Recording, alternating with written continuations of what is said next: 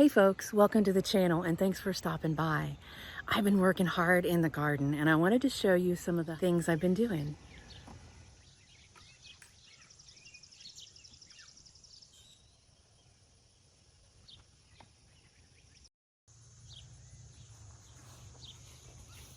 What I'm after today is a little bit of potato harvest.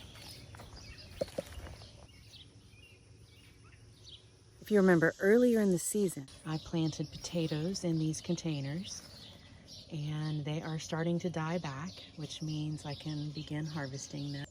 I used leaves and other debris from the garden to put in the bottom. Then I added a layer of compost and some leaf mold. And then twice, as the leaves would emerge, I'd add some more compost to the top. They've settled quite a bit. I haven't added anything for several weeks now. And obviously they've died back, which means it's time to harvest. So I'm going to see what kind of yield I get out of this method that was actually pretty easy and completely free to me.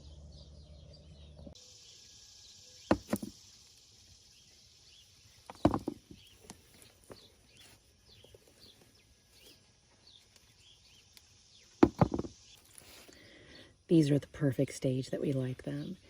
In these early stages, when they're small like this, they're called new potatoes.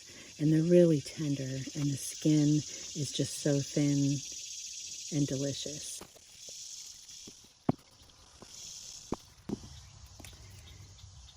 And so if you look closely, there's some small potatoes still growing. I'm going to just take a chance and bury this again.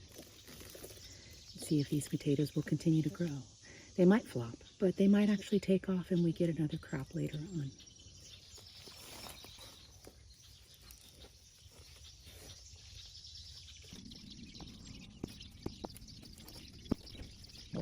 So not too bad. That was off of just 4 potatoes.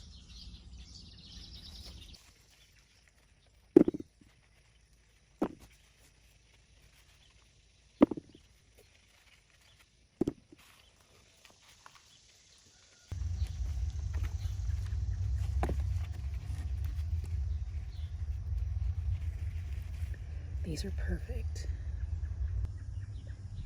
So it's a pretty good harvest for using free potting materials. Something I'll be using more in the future. So I usually just spread out the potatoes in one of my planter trays and let them dry out enough to cure.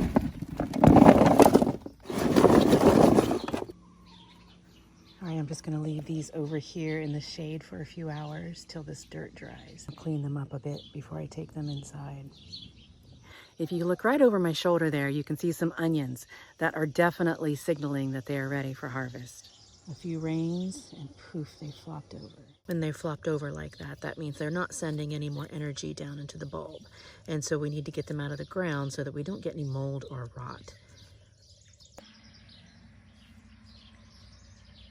This bed is red onions, so we need to get these out of the ground and get them curing so we can store them for the winter. These are sweet yellow onions, my favorite. So I will remove the fencing first and try to leave the volunteer tomato plants that are in there. They may or may not make it. I usually try to let volunteers grow when I can.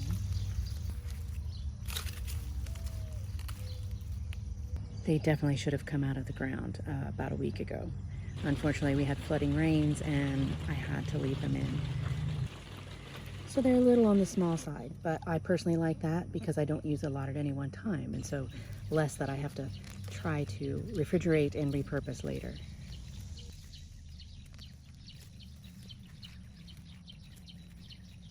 And once again, fencing to the rescue. And so I built up a little fence drying rack over here that stays shaded most of the day, but it will get evening sun. And that way the onions can cure slowly. It's not supposed to rain for the next week.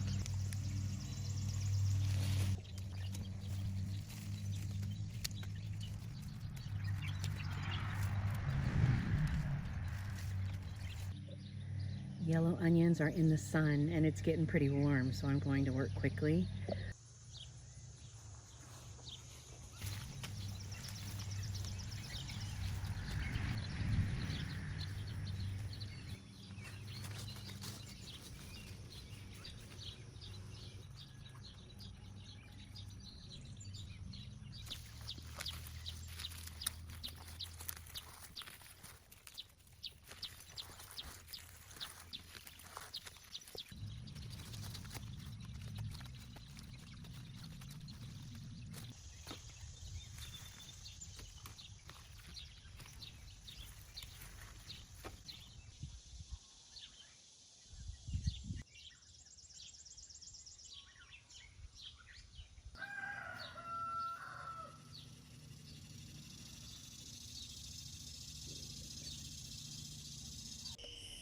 And so I move them up on the deck to begin the curing process. Just want to keep them dry for several weeks. Eventually I'll take them inside to finish up where it's less humid.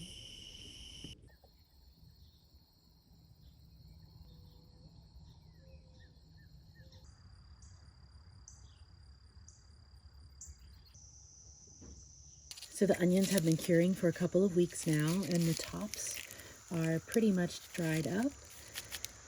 They have a bit more curing to do, but I'm going to go ahead and clean them up and take them inside where they'll get to cure a little bit more slowly. And so I simply leave a bit of a top there around the neck,